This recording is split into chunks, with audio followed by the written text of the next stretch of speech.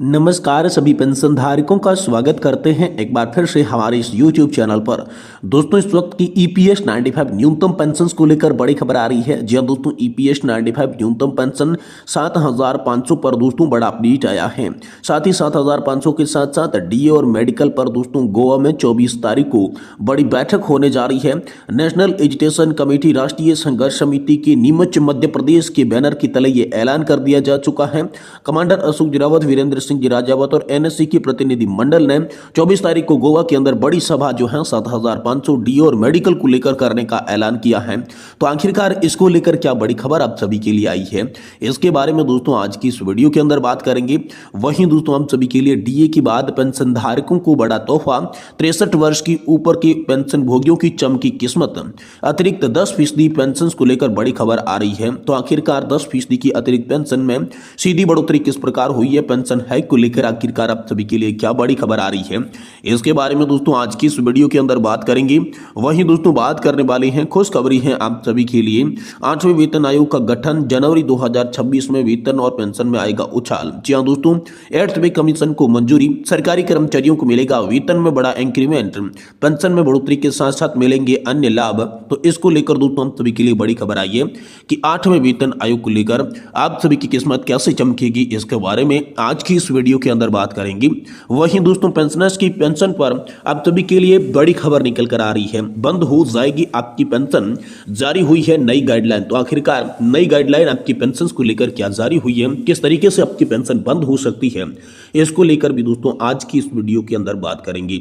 यानी कि पेंशन धारकों से जुड़ी तमाम बड़ी खबरों की चर्चा इस वीडियो के अंदर करेंगे। इसलिए आपसे निवेदन करते हैं कि दोस्तों वीडियो को आप लास्ट तक देखिएगा और चैनल को भी सब्सक्राइब जरूर कर दीजिएगा। तो चलिए बिना किसी देरी के सभी खबरों को सही सटीक और तथ्यों पर आधारित इस वीडियो के अंदर विस्तार से जान लेते हैं। जी हां दोस्तों, EPS 95 न्यूनतम पेंशन 7,500 बस अपडेट है। DA और मेडिकल पर गोवा में 24 तारीख को बड़ी बैठक होने जा रही है। कर्मचारी पेंशन योजना 1995 का आंदोलन सोशल मीडिया पर रफ्तार पकड़े हुए है, साथ ही जमीनी पर इसका असर दिखाई दे रहा है। हर पेंशन भोगी कुछ न कुछ भड़ास निकाल रहा है और सभी EPS 95 से निवृत्त और कार्यरत कर्मचारियों ने बड़ी जानकारी दी है कि EPS 95 न्यूनतम पेंशन 7,500 DA और मेडिकल पर गोवा में बैठक है। इसे कमांडर अशोक रावत, राष्ट्रीय अध्यक्ष EPS 95 NSC गोवा के कर्मचारी और पेंशन भोगियों को संबोधित करेंगे। 24 नवंबर दिन रविवार को जय संतोषी माता मंदिर, new one-days, Vasco D gamma, Goa में सभा है। कर्मचारी पेंशन योजना 1995 कार्यरत कर्मचारियों और पेंशनर्स के अनुरोध किया गया है कि वे बड़ी संख्या में परिवार दोस्तों के साथ बैठक में भाग लें। अपने वृद्धावस्था पेंशन के लाभों के बारे में जानने का अवसर है। पेंशन भोगी सी उन्नत कृष्ण ने कहा कि मैं अपने राष्ट्रीय अध्यक्ष को इसके बारे में शुभकामनाएं देता हूं, लेकिन हमारे सामने एक समस्या है, यानी कि हम के पास एक ऐसा प्रधानमंत्री है जो सुप्रीम कोर्ट के आदेश का पालन या सम्मान नहीं कर रही है। अब जैसी स्थिति है उनके रवैये के अनुसार तो यही लग रहा है वह शायद भारत संघ के राष्ट्रपति की भी बात नहीं सुनती। इसलिए ऐसी मीटिंग के लिए अपना समय बर्बाद करने का क्या फायदा। अगर हमें कुछ राहत चाहिए तो हमें अपनी वर्तमान सरकार को बाहर निकालने की कोशिश करनी चाहिए। ये दोस्तों पेंशन भोगियों की बात निकलकर सामने आ रही है।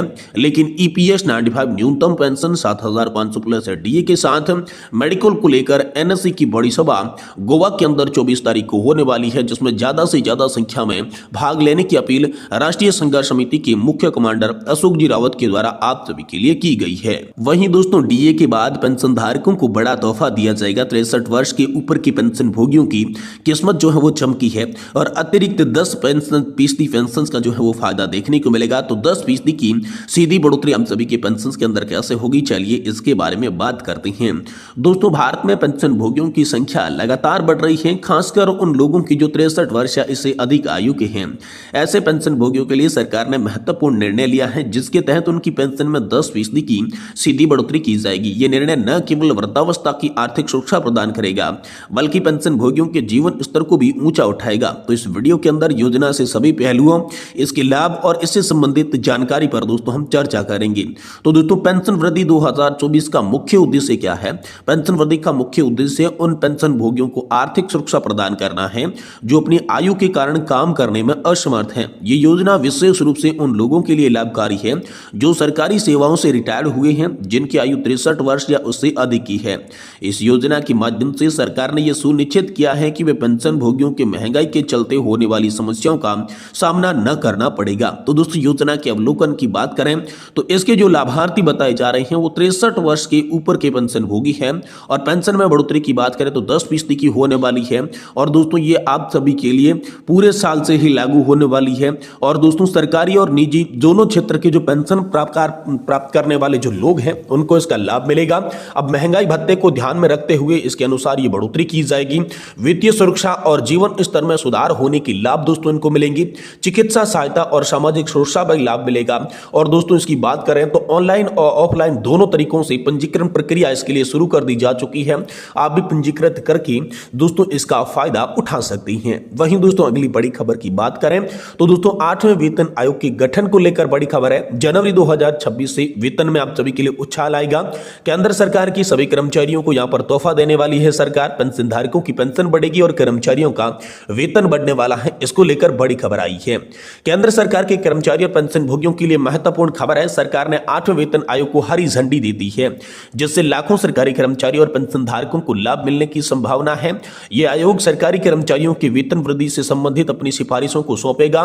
दोस्तों सरकार हर 10 साल में नया वेतन आयोग गठित करती है। अब 8वें वेतन आयोग का गठन 2026 में होने की संभावना है। इससे पहले 7वां वेतन आयोग 2016 में लागू हुआ था। इस बार कर्मचारियों की सैलरी में वृद्धि की उम्मीद की जा रही है। तो आइए जानते हैं इसके बारे में विस्तार से। जी हां दोस्तों, तो वेतन आयोग के उद्देश्य की बात करें तो दोस्तों सरकारी कर्मचारियों की सैलरी संरचना को बेहतर बनाने का है। महंगाई के चलते बढ़ती लागत को ध्यान में रखते हुए सैलरी में वृद्धि करना है और पेंशन भोगियों के बेहतर सेवानिवृत्ति लाभ को सुनिश्चित करने का इनका उद्देश्य है। अब दोस्तों संभावित समय की बात करें तो 8वां वेतन आयोग जनवरी 2026 से लागू होने की संभावना है। सरकार ने अब तक इसकी औपचारिक घोषणा नहीं की है, लेकिन विभिन्न मीडिया रिपोर्ट की पुष्टि कर चुका है कि जल्दी इसका गठन किया जाएगा। अब दोस्तों 8वें वेतन आयोग की बदलाव से क्या उम्मीदें हैं तो दोस्तों वर्तमान न्यूनतम वेतन 18,000 रुपए से बढ़ाकर 34,560 रुपए हो सकता है। फिटमैन फैक्टर को 1.92 से सेट किया जा सकता है। मौजूद न्यूनतम पेंशन 9,000 रुपए से बढ़ाकर 17,280 रुपए हो सकती है। और महंगाई भत्ते में वृद्धि की दोस्तों इसमें संभावना बताई जा रही है। अब दोस्तों यहां पर कर्मचारी संघों की मांग करें तो दोस्तों पिछले बार भी फिटमैन फैक्टर 2.97 था, जिसे बढ़ाकर 3.68 करने की मांग की गई थी। सैलरी संरचना की अधिक पारदर्शी और न्याय संगत बनाने की आवश्यकता है और रिटायरमेंट के बाद मिलने वाले लाभों को बेहतर बनाने की आवश्यकता है। ये कर्मचारी संघ भी मांग कर चुके हैं। तो दोस्तों कर्मचारी संगठनों के निर्णय का स्वागत किया है इस निर्णय का और सकारात्मक कदम बताया है। साथ ही सरकार को इस प्रक्रिया को जल्द पूरा करना चाहिए ताकि कर्मचारी जल्द से जल्द नए लाभ प्राप्त कर सकें। इसके अलावा बजट 2025 में इस विषय पर चर्चा होनी है। यह योजना अभी तक आधिकारिक रूप से घोषित नहीं की गई है। हालांकि मीडिया रिपोर्ट्स इस बात की पुष्टि कर रही हैं कि सरकार जल्द ही इस निर्णय को ले सकती है। इसलिए इसे वास्तविकता मानने से पहले आधिकारिक घोषणा का आप जो है वो इंतजार कर सकते हैं। वहीं दोस्तों पेंशनर्स की पेंशन पर बड़ी खबर निकलकर सामने आई है। बंद हो जाएगी आपकी पेंशन, इसके लिए नई गाइडलाइन जारी की गई है। जब से सरकार ने नई pension scheme unified pension scheme लागू की है तब से दोस्तों डिजिटल ठग एक्टिव हो गई है। पेंशन को लेकर फेस कॉल्स की भरमार हो गई है। यदि आपके पास भी ऐसा कोई कॉल आता है तो सावधान हो जाइए, क्योंकि आजकल पेंशनर्स और फैमिली पेंशन पाने वालों पर फोन कॉल्स ऐसे आ रही हैं। साथ ही उनके खाते की जानकारी में दबाव बनाया जा रहा है। कॉलर पीपीयू नंबर, जन्मतिथि, बैंक अकाउंट की जानकारी मांग रही है। साथ ही सरकार ने कहा है कि किसी को भी अपनी निजी जानकारी यहां पर जो है वो शेयर नहीं करें। और जिसमें बताया गया है कि फ्रॉड कॉल करने वाले लोग पेंशनर्स की व्हाट्सएप, ईमेल और एसएमएस के जरिए फॉर्म भेजते हैं और उन्हें भरने के लिए कहते हैं। तो इसके साथ धमकी भी दी जाती है कि अगर वो ऐसे फॉर्म नहीं भरते हैं तो अगले महीने से उसकी पेंशन बंद हो जाएगी। इसलिए इसके झांसे में बिल्कुल भी नहीं आए और यहां पर जो है अपने पेंशन से संबंधित कोई भी जानकारी जो है किसी के साथ कॉल या फिर ईमेल या फिर व्हाट्सएप के माध्यम से शेयर नहीं करें। ये बड़ी गाइडलाइन दोस्तों आप सभी के लिए जारी कर दी जा चुकी है।